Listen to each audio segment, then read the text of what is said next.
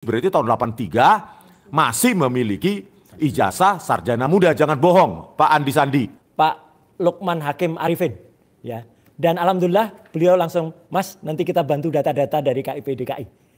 Yang mana di dalam ini suratnya ya. Sebagaimana terlapor tersebut. Oh, ternyata dia adalah sering melakukan kebohongan-kebohongan. Itu tidak terbantahkan oleh siapapun.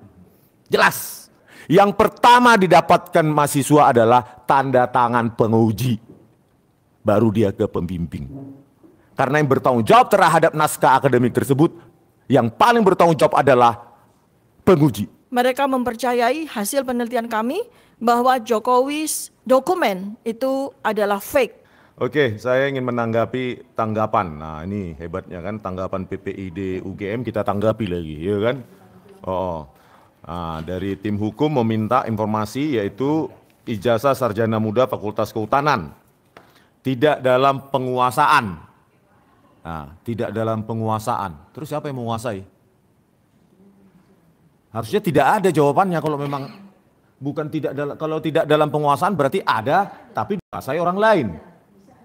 Tapi ini kontradiktif, tidak dalam penguasaan. Bagaimana ini Pak Andi Sandi, siapa namanya itu pejabatnya, yang Dr. Andi Sandi, ya. Bagaimana itu, ya? Tidak dalam penguasaan, berarti ada dong. Dikuasai oleh siapa? Tetapi kalimat berikutnya menurut buku petunjuk S1 Fakultas Kehutanan UGM tahun 1982, mahasiswa program sarjana kehutanan menempuh kurikulum program sarjana muda 120 SKS sebelum menempuh kurikulum sarjana 40 SKS. Namun sejak 1978 setelah lulus program sarjana muda tidak dikeluarkan ijazah sarjana muda. Ini bingung saya. Kalau sejak 1978 itu sarjana muda langsung melanjutkan sarjana, untuk apa dibuka program sarjana muda tahun 1980, Pak? Hah? Kalau memang langsung melanjutkan ke sarjana, untuk apa dibuka tahun 1980? Joko Widodo masih masuk program sarjana muda terdaftar. Kalau langsung ya berarti programnya cuma satu yang namanya program sarjana. Ya, saya punya sejumlah saksi dari dosen UGM ya, ini bohong, ya, bohong ini. Mereka wajib memiliki program sarjana muda, ijazah sarjana muda sampai tahun 84, ya, 84. Jadi kalau 3 tahun sarjana muda Joko Widodo lulus berarti tahun 83 masih memiliki ijazah sarjana muda. Jangan bohong, Pak Andi Sandi, ya. Iya, jadi harus punya. Gitu loh, sampai tahun 84 mereka bilang.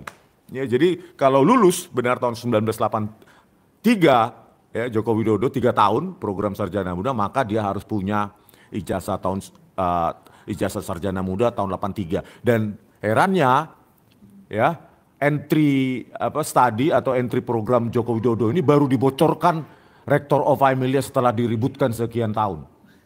Sejak diributkan Pak Bambang Tri dan Gus Dur, belum pernah kita dengar bahwa Joko Widodo masuk dengan entry program atau program studi sarjana muda.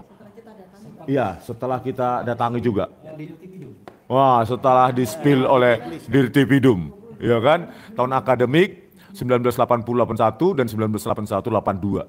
Itulah, setelah diributkan semua, baru dicicil informasi itu. Kenapa enggak dari awal? Apalagi pada saat kami datang 15 April 2025 di ruang 109, dijelaskan aja. Kalau memang itu data pribadi nggak bisa kami lihat, minimum kalian jelaskan secara flowchart. Secara flowchart masuknya bagaimana, Joko Widodo, SKS-nya bagaimana, nilainya bagaimana, KKN-nya di mana. Bahkan kita tanya tahun KKN aja bingung. Nggak ada Pak, masih kami cari, kata Profesor Wening. Koran sarjana muda nggak ada.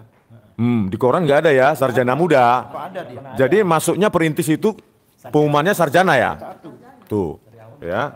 Jadi Profesor Ova Emilia ya, berdasarkan ada itu sebuah podcast, di situ ada jubir gede apa namanya? Jubirnya itu. Humas itu. Jubir atau humas yang juga ada ya di Baleru waktu kita datang itu. Ya, di situ dikatakan banyak dosen muda UGM yang tidak percaya sama kalian.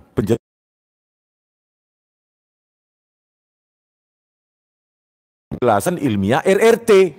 Mbok ya bercermin gitu loh. Bagaimana mungkin kalian bisa meyakinkan orang lain, halayak publik di Indonesia yang ratusan juta, yang 280 juta publik ini, orang ini, ya, kalian berharap dengan podcast internal kalian, ya, podcast internal kalian, berharap kalian 280 juta percaya, sementara dosen-dosen UGM, dosen-dosen muda terutama, kebanyakan nggak percaya penjelasan kalian. Jangan berharap orang lain percaya kalau internal UGM aja banyak nggak percaya. Kenapa? Ya dosen-dosen UGM itu khususnya yang muda yang belum terafiliasi Termul tentu bertanya. Karena mereka ketika kuliah sama seperti yang kita alami, kami alami. Observasi pertama. Observasi apa? Data. Lakukan pengukuran. Lakukan pengumpulan data. Analisa data. Baru kesimpulan. Itulah yang kami lakukan ini. Makanya otak mereka, otak dosen-dosen UGM, ya, sejumlah dosen UGM juga nggak tahu nomor teleponnya dapat dari mana, nomor telepon saya, langsung menelepon saya. Itu loh. Kami mendukung Pak, kami mendukung Pak. Dosen-dosen UGM, itu loh. Aktif loh, itu loh. Dan ternyata dari mulutnya jubir UGM banyak dosen UGM aktif internal nggak percaya penjelasan Rektor Ova Emilia. Bercermin sedikit kenapa sih? Gitu loh. Makanya kalian penjelasan Rektor Ova Emilia itu kan seperti ini. Oke, statement pembuktiannya nggak usah ada. Yang penting percaya aja sama statement kami. Black box. Ya, black box terserah kami. Pokoknya data otentik. Baru kesimpulan. Pernah nggak black box itu? Ya, black box itu dibuka. Halo, Profesor Ova Emilia. Ya, jadi ya tak sampai 1984. Fakultas Kehutanan UGM dan UGM secara menyeluruh masih mengeluarkan ijazah sarjana muda. Ayo Bu Ova Emilia, jujurlah. Ya, atau kita ketemu di podcast. Ya, terus dianggap dalam sebuah podcast itu masalah sepele katanya ini. Menyepelekan. Gila. Kalau masalah yang enggak presiden mungkin alumni UGM ya sepele. Tapi ini berkaitan dengan sejarah bangsa Indonesia. Profesor Ova Emilia, hei kalian. Dan kami kalian anggap tidak ada adab, ada etika ya jubir UGM. Tidak ada adab, tidak ada etika. Masuk ke rumah orang kan harus kulonwun, harus ini. Halo jubir UGM, memang UGM itu rumah kalian? Saya tanya dulu, UGM itu Anda anggap rumahmu? Kami tidak datang ke rumahmu secara personal, itu baru tidak ada adab. Langsung live di depan rumahmu, di pekarangan rumahmu. Tapi kami datang ke alma mater kami kok. Kenapa nggak boleh live di situ? Ya, di humas juga. Oh itu ada pegawainya itu mengatakan, oh itu milik sofa itu milik UGM katanya. Hei UGM, kalian masih menerima dana APBN nggak sih? Gaji dosen, sertifikasi dosen, tunjangan dosen, itu semua keringat rakyat, woi. Kok dikatakan UGM jadi rumah? Bukan rumahmu itu. Rumah kita bersama, terutama para alumni. Itu, ya. Dan kami tidak merusak apapun. Cuma mewakili mereka-mereka dan mungkin puluhan sampai ratusan juta orang dan bahkan internal UGM sendiri butuh jawaban. Internal UGM, dosen maupun staf, itu butuh jawaban based on data. Gitu loh. Ya, kalau kami harus percaya statement-statement seperti ini ya kan, transkrip nilai tidak dalam penguasaan. Ya inilah yang ditunjukkan oleh Dirtipidum tanggal berapa itu? Tanggal 22 Mei 2025 kemarin. Ya, tulisan tangan kayak ceker ayam, tanpa stempel, tanpa tanda tangan otoritas fakultas yaitu dekan maupun pembantu dekan. Orang disuruh harus percaya. Ya. Dosen UGM aja melihat itu nggak mungkin percaya itu. Dosen UGM, makanya yakinkan dulu internal UGM baru mencoba untuk meyakinkan publik. Bagaimana mungkin kalian meyakinkan publik kalau kalian cuma bertanya dan menjawab sesama kalian. Seperti podcast arisan, kan gitu. Yang bertanya UGM, yang menjawab UGM. Kok sepengecut itu UGM? Bingung saya. Nggak outreaching, menggapai luar. Menjangkau dunia luar. Kok jadi seperti jago kandang? Tanpa menunjukkan data. Iya, tanpa data dan itu pun hanya internal UGM. Coba, ya. Nih transkrip nilai. kita disuruh percaya. Skripsi apalagi? Waduh, ini udah data awal ini ya, data primer awal. Ya, sampai berdebat dengan Profesor Kuncoro juga saya tanya.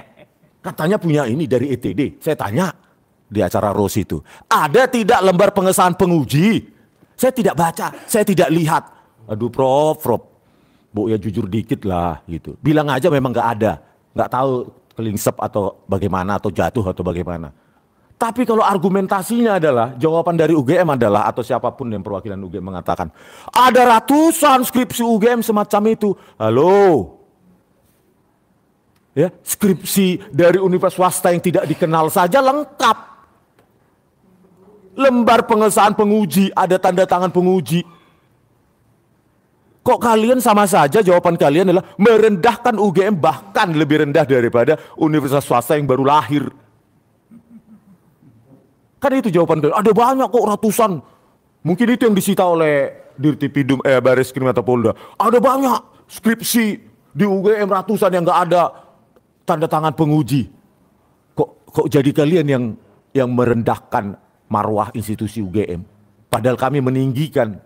Kenapa kami menganggap tinggi? Ya karena tidak mungkin UGM selonggar itu mengumpulkan skripsi tanpa ada tanda tangan penguji. Bagi dosen-dosen yang pernah menjadi penguji, ya seperti saya sudah ribuan lah pengujian skripsi. Ya, yang pertama didapatkan mahasiswa adalah tanda tangan penguji, baru dia ke pembimbing. Karena yang bertanggung jawab terhadap naskah akademik tersebut, yang paling bertanggung jawab adalah penguji. Makanya porsi persentase nilai dari penguji itu lebih besar daripada pembimbing skripsi. Ya, di situ aja mesti diajari, kan nggak mungkin Profesor of Emilia. Ya, terus registrasi sebagai mahasiswa tidak dalam penguasaan. Ya, inilah yang ditampilkan oleh Polda Metro Jaya, Dirtipidum ya 22 Mei 2025 kemarin. Absensi perkuliahan, KRS, KHS, bukti bayar perkuliahan, buku wisuda tahun 1985. Iya, kalau terutama ini buku wisuda tahun 1985, tentu di sana ya harus ada keterangan, nggak mungkin sekilap itu UGM. Kalau ada bukti wisuda di lembaran yang ada Joko Widodonya, maka di situ akan dituliskan program sarjana muda, program sarjana. Tentu itu ada identitas itu, program magister, karena tahun segitu pun sudah ada program magister di UGM. Gitu loh. Maka harus ada identifikasi jenis program yang diikuti, gitu loh. Ya. Oke, begitu aja penjelasan saya, ya. Jangan berharap, intinya begitu. Jangan berharap UGM bisa meyakinkan publik kalau kalian sendiri tidak bisa meyakinkan dosen-dosen UGM di dalam atau di internal UGM. Itu sia-sia. Ya, Profesor of Emilia, jangan anggap ini masalah sepele, karena bagi Anda itu sepele. Karena mungkin Anda tersandera kasus 29 miliar, tapi bagi rakyat kebanyakan ini masalah serius. Oke, begitu Bang Refli, saya kembalikan. Iya, sobat sekalian, karena ada musik buat Mas Roy yang baru datang. Jadi di press conference soal perkembangan ijazah yang tidak asli. Jadi ada 3 klaster tadi yang disebutkan. Soal klaster pertama adalah soal Mabes Polri, klaster kedua soal menggali informasi dari UGM, kemungkinan dari KIP atau KPU, dan klaster ketiga bicara mengenai upaya ke DPR tadi, itu clustering yang dilakukan oleh Dr. Tifa. Tapi kalau soal ijazah Gibran jangan disampaikan dulu Mas Roy, nanti ada babak kedua, nanti Mas Roy respon sama Dr. Tifa bertiga, trio RRT untuk menguak 3 takdir. 3 menguak takdir. Silakan ditambahkan mengenai kalau fokus untuk UGM ini, UGM dan KPU atau KIP. Silakan. Ya. Bismillahirrahmanirrahim. Ya, mohon maaf saya memang barusan saja bisa sampai di sini. Karena sebagaimana diketahui dalam berita yang sedang viral hari-hari ini, 2 hari terakhir ini Jakarta horor lalu lintasnya, terutama di kawasan Senayan. Saya terjebak 2 jam lebih, hampir 3 jam keluar dari acara di Gelora Bung Karno, ya tepatnya di Jakarta Convention Center, karena ada launching bukunya Pak Andi Sahrandi dan juga ada Bang Eros Jarot tadi di sana. Keluar di sana stack, ya akhirnya alhamdulillah saya bisa keluar jalan kecil dan kemudian tembus Sudirman, kemudian putar sampai Casablanca, muter lagi baru sampai sini. Tapi ada perkembangan menarik. Allah memang selalu memberi jalan. Ya, di tempat tadi, di tempat pameran buku, yang sebenarnya pameran buku itu jarang ketemu. Saya kebetulan ketemu dengan orang dari KIP DKI. Ya, Pak Lukman Hakim Arifin. Ya, dan alhamdulillah beliau langsung, Mas, nanti kita bantu data-data dari KIP DKI. Ya, jadi artinya ini alhamdulillah kita ketemu dan nanti dari KIP DKI yang suratnya ada, secara resmi ada, tapi secara personal nanti akan kita dorong. Ada hal lain yang sedikit menarik ya, Bang Refli dan juga Bang Pak Abdul Al-Katiri ya. Kemarin itu ada, ini saya kira karma mulai berlangsung ya. Kemarin ada acara yang diselenggarakan oleh Kahgama Pusat di Auditorium Abdurrahman Saleh RRI. Acaranya namanya Indonesia Merdeka AI ya gitu. Pembicaranya hebat-hebat. Ada Erlangga Hartarto, ada Nesar Patria, ada Ova Emilia, ada Wening. Auditorium isinya sekitar harusnya tuh jumlah kursinya tuh lebih dari 500 atau 600 bahkan mungkin bisa 700 orang. Alhamdulillah hanya berisi kurang lebih 80 orang. Kahgama UGM menyelenggarakan acara besar seperti ini sepi. Ya, sepi acaranya. Ya. Dan yang paling menarik, kemarin ada salah satu sahabat kita kemudian ketemu ketemu Bu Rektor ya, Bu Ova Amelia, dan meskipun itu secara didadak ya Bang Rismon, tapi Bu Ova diajak podcast oleh Michael Sinaga. Dia ya siap. Jadi kita tunggu nanti ya, kalau jadi podcast benar, kalau berani ya gitu, kita akan undang juga Bang Rismon, saya gitu ya, untuk ngajak Bu Ova Amelia untuk podcast ya bersama. Nih saya nggak bohong ya, saya nggak omon-omon. Buktinya orang yang ada di dalam hadir kemarin tuh cuma segelintir ekor segini nih, ya gitu. Dari ruang yang sangat luas, isinya cuma nggak lebih dari 80 orang, ya. Padahal nih sedih saya, selaku anggota Kahgama saya melihat kayak gini dan dulu pernah menjadi Dewan Pakar Kahgama, melihat acara resmi kayak gini kok kasihan sekali Mas Refli. Jadi ini akibat dari itu tadi yang ceritakan Bang Resmon, mulai ketidakpercayaan ya internal UGM sendiri terhadap acaranya sendiri. Jadi kita tetap jalan teman-teman, dan kalau ada yang mengatakan tuh udah kehabisan akal untuk mengejar-ngejar ijazahnya Jokowi, sama sekali enggak. Kita justru masuk ke syarat-syarat yang sangat-sangat telak sekarang ya, mulai muncul di Komisi Indonesia KPUD DKI, kemudian juga ke Komisi Informasi DKI dan juga ke tempat-tempat lain. Jadi insya Allah tunggu saja beberapa data-data krusial yang akan kita lakukan, meskipun kita sedang juga mencari, atau bukan mencari ya, sebenarnya kita sudah menemukan. Kemarin jawaban dari Pak Menteri melalui WA ke saya itu sebenarnya luar biasa bagus sekali ya gitu. Jadi cuman sebaiknya memang Bang Respon kita juga semuanya akan melakukan prosedur surat, jadi surat resmi kita masukkan, terus kita tunggu karena Pak Menteri udah akan berjanji akan menerima kita juga ya gitu. Jadi kalau itu diterima bagus, untuk anaknya juga akan kita proses, tapi bapaknya juga tetap kita lakukan. Dan terima kasih sekali lagi semuanya untuk yang sudah membaca, membeli buku Jokowi White Paper. Saya kira itu aja dulu Bang Refli yang bisa saya sampaikan. Terima kasih.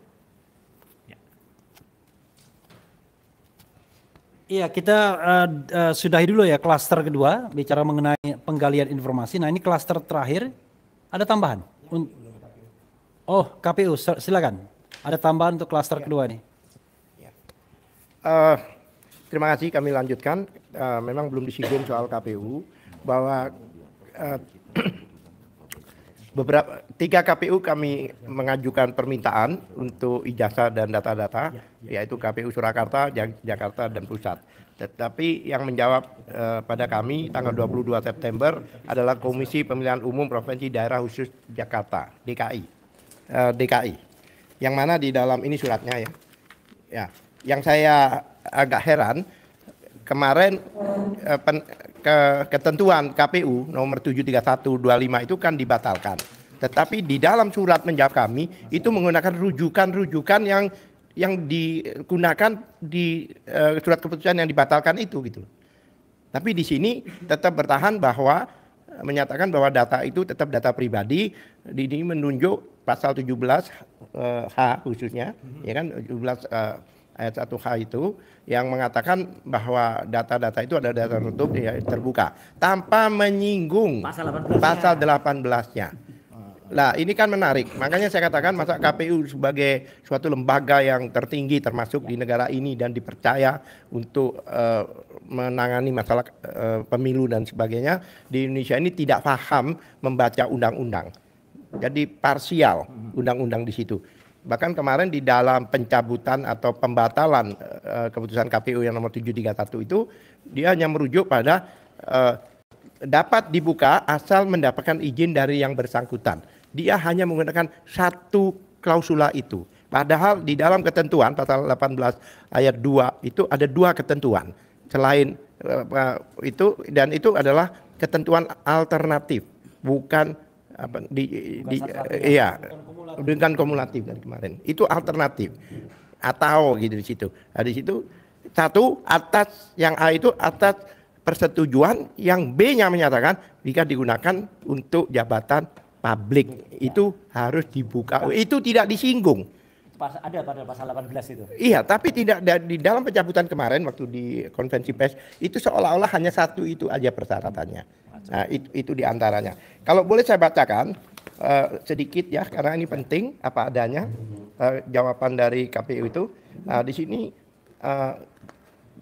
substansinya aja ya. Berdasarkan hal sebagaimana disebut di atas, sampaikan hal-hal sebagai berikut. Berdasarkan pasal 17 huruf H Undang-Undang nomor 14 tahun 2008 tentang keterbukaan informasi publik dan peraturan KPU nomor 22 tahun 2000 tentang pengelolaan data pelayanan informasi publik di Komisi Pemilihan Umum, Komisi Pemilihan Umum Provinsi dan Komisi Pemilihan Umum Kabupaten Kota bagaimana telah diubah dengan peraturan KPU nomor 11 tahun 2024, dokumen pendaftaran calon berupa ijazah merupakan informasi publik yang dikecualikan karena kandungan informasi dalam ijazah tersebut merupakan rahasia pribadi yang berisi kegiatan satuan pendidikan formal dan informal seseorang. Itu memang disebutkan di 17H itu. Tapi di sini tidak menyinggung pasal 18-nya. Nah, kemudian dia juga merujuk ke peraturan KPU nomor 22 tahun 2023 itu bahkan itu menyebutkan dua hal itu. Yaitu khususnya pasal 17 Poin 6 itu menyebutkan dua hal itu, yaitu atas izin dan atas jika itu digunakan sebagai persyaratan jabatan publik. Saya bingung juga, terus merujuk ke yang lain-lain. Pada intinya prinsipnya, jika bertentangan dengan undang-undang, keputusan KPU apapun juga, PKPU dan sebagainya itu batal demi hukum. Udah tidak bisa secara hierarkis perundang-undangan. Itu sudah, dan merujuk ke ini Mas Roy yang tertarik, dia merujuk ke Undang-Undang 27/2022 tentang pelindungan data pribadi. Ngaco sekali, pelindungan data pribadi itu justru lebih menekankan yang namanya data pribadi itu ada ya, dia merujuk ada pribadi khusus. Oke, mungkin Mas Roy karena termasuk penyusun mungkin bisa menjelaskan sedikit boleh ya? Iya. Silakan. Tapi kita masih ada satu klaster lagi. Enggak apa-apa. Ya. Jadi ini dikit aja karena nyambung Bang Alkatiri. Jadi kalau merujuk soal Undang-Undang Perlindungan Data Pribadi nomor 27 tahun 2022, di situ harus tahu dia harus paham yang mana data pribadi itu ada dua, pribadi khusus dan pribadi yang umum. Pribadi yang khusus itu misalnya adalah soal-soal biometrik ya, kemudian data-data yang sifatnya penyakit itu pribadi yang khusus ya. Tapi kalau pribadi umum itu misalnya adalah soal nama kecil ibu kandung, kemudian nomor induk keluarga, kemudian juga ya KTP di situ. Kemudian misalnya ada agama yang orang ingin agamanya disembunyikan. Nah itu kemudian nama lengkap, jenis kelamin, keluarga negara, agama dan lain sebagainya. Jadi ada yang khusus, ada yang umum. Ijazah sama sekali tidak termasuk di situ. Saya termasuk yang menyusun itu dan itu ada di naskah akademiknya. Saya kira jelas banget Pak Alkatiri. Monggo. Oke, silakan saya tambahkan. Jadi intinya saya heran juga bagaimana dia merujuk ke undang-undang yang mana tidak membahas soal ijazah. Iya, ini kan menarik. Oleh sebab itu ya ini surat ini kami akan respon, tetapi kami menunggu untuk dari KPU pusat. Karena ini baru KPU daerah, ya, dugaan kami ini test the water, ingin tahu jawaban kita seperti apa. Jadi kami tidak akan merespon surat dari ini sebelum kami mendapatkan jawaban resmi dari KPU pusat. Pak Ismar mungkin ada tambahan dikit. Baik, saya tambahkan sedikit tentang bagaimana perjalanan kasus kita khususnya klaster masuk mengenai UGM dan KPU ya. Bagaimana tanggapan mereka terhadap surat kita? Ternyata terlihat sangat jelas adanya ketidakkonsistenan di antara mereka tentang jawaban-jawaban mereka terhadap permasalahan penjelasan terhadap ijazah ini. Ya baik maupun dari pihak UGM dalam hal ini diwakili oleh rektor, sangat jelas ya harusnya pihak penyidik sebagai aparatur negara yang ditunjuk untuk menangani persoalan seperti ini, yang sebagaimana kita sudah sama-sama berpengalaman menangani kasus, harusnya ketika ada laporan masuk kemudian penyidik itu hal utama bagi dia itu adalah mencurigai seseorang yang dilaporkan, ya bukannya menjadi pembelanya gitu. Ya, sebagaimana jelas bahwa kalau kita runut dari awal, melihat mungkin bisa direkonstruksi secara psikologis bagaimana terlapor tersebut. Oh, ternyata dia adalah sering melakukan kebohongan-kebohongan. Itu tidak terbantahkan oleh siapapun. Jelas. Kemudian orang-orangnya ketika menyampaikan suatu pendapat sangat jelas bahwa mereka itu adalah orang-orang yang tidak bebas menyampaikan pendapatnya. Ya, ada beberapa hal terindikasi bahwa mereka ada tersandera, baik masalah kasus maupun dia diangkat oleh presiden karena undang-undangnya udah dirubah gitu loh. Ya, demikian pula apa yang terjadi kita dengar tadi dari teman-teman dari KPU yang sangat-sangat tidak konsisten. Jelas-jelas bahwa adanya penyelundupan hukum dari mereka, sangat mengetahui, anak kecil pun mungkin yang sedikit bisa membaca selama ini sudah tahu bahwa seorang presiden atau pejabat negara itu harus rela siap untuk terbuka untuk apapun mengenai terhadap dirinya, termasuk masalah ijazahnya. Siapa yang mau dipimpin oleh seorang presiden yang tidak jelas ijazahnya, apalagi kalau sudah kuat dugaan, ya maka itu akan terulang kembali. Karena apa? Dia merasa bebas, mau melakukan kejahatan tidak terdeteksi dan dilindungi oleh orang-orang selama ini. Akhirnya kan kuat dugaan bahwa diikuti oleh orang lain dan itu orang dekatnya juga. Nanti kita itu akan bahas tersendiri.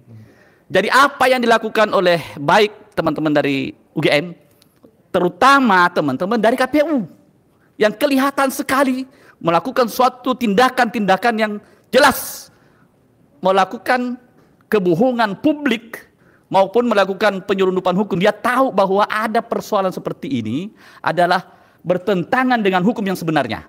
Dan itu dia memiliki kewenangan untuk membuka hal itu, kemudian tidak melakukannya. Nah, hal-hal ini kita juga akan melakukan tindakan langkah-langkah hukum. Yang ini kita sudah bersurat ini, ya sudah dijawab oleh mereka, sudah menjadi suatu bukti awal bahwa mereka melakukan suatu tindakan tidak sesuai dengan aturan hukum yang ada. Maka untuk masalah ini kita akan mungkin menindaklanjutinya ke KIP ya, untuk dilakukan persidangan, ya pelaporan terhadap mereka. Kemudian untuk persoalan ini pidananya kita sesegera mungkin ya meminta kepada para aparatur negara untuk betul-betul menegakkan hukum.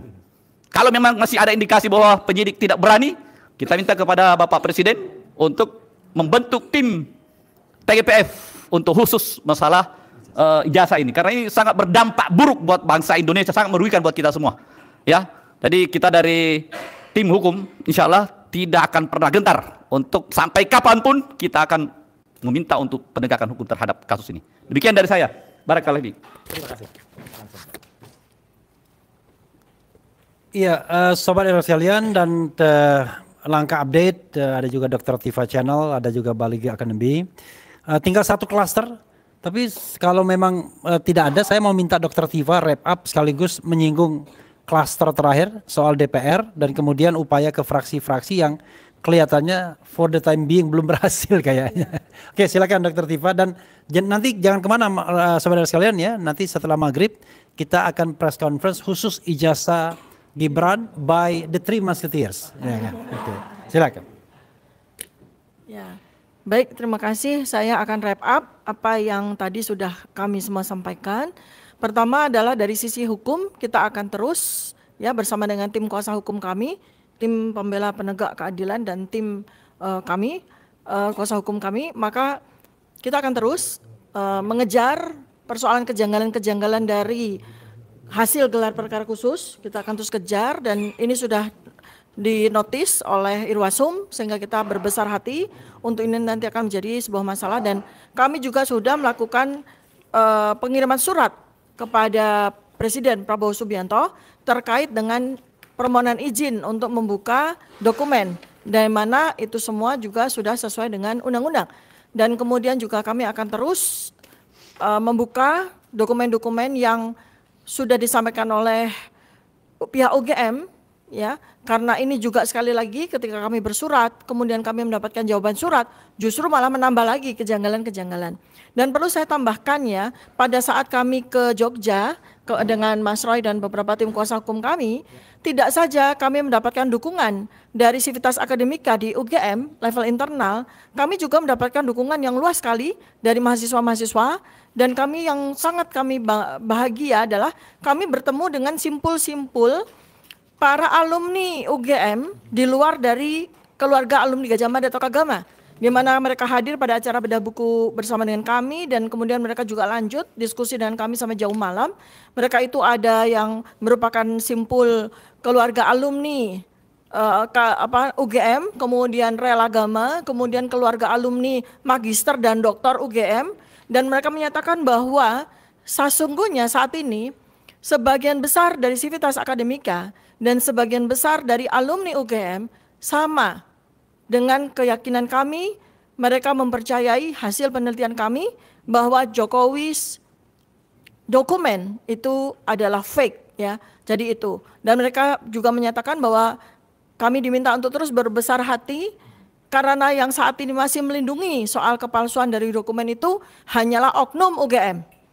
Pihak internal UGM yang tidak mewakili dari seluruh Civitas Akademika. Dan yang terakhir adalah bagaimana kami mengadvokasi persoalan ini kepada wakil rakyat, yaitu kepada Komisi 1, Komisi 3, dan Komisi 10, serta beberapa fraksi. Kami masih sangat berpengharapan positif ya, karena pada saat kami berkunjung, beraudiensi, dan mengirim surat kepada alamat-alamat tersebut, kami diterima dengan baik.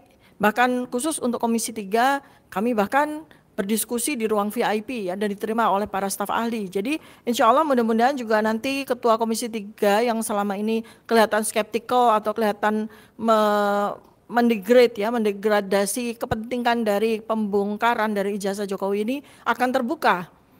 Dan mudah-mudahan juga nanti kami mengharapkan semua anggota DPR, wakil rakyat 575 wakil rakyat akan menerima bingkisan berupa buku Jokowi's White Paper.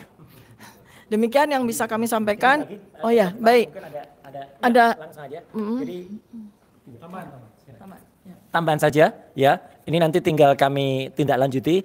Alhamdulillah hari Kamis yang lalu saya secara pribadi ketemu langsung dengan Ketua Komisi 10 ya, Bu Heviati ya, meskipun itu tidak langsung, tapi ketika ketemu di serah terima Menteri Pemuda dan Olahraga, beliau langsung yang nyapa, Mas suratnya nanti kita bahas ya. Ya, berarti kan sudah ada janji.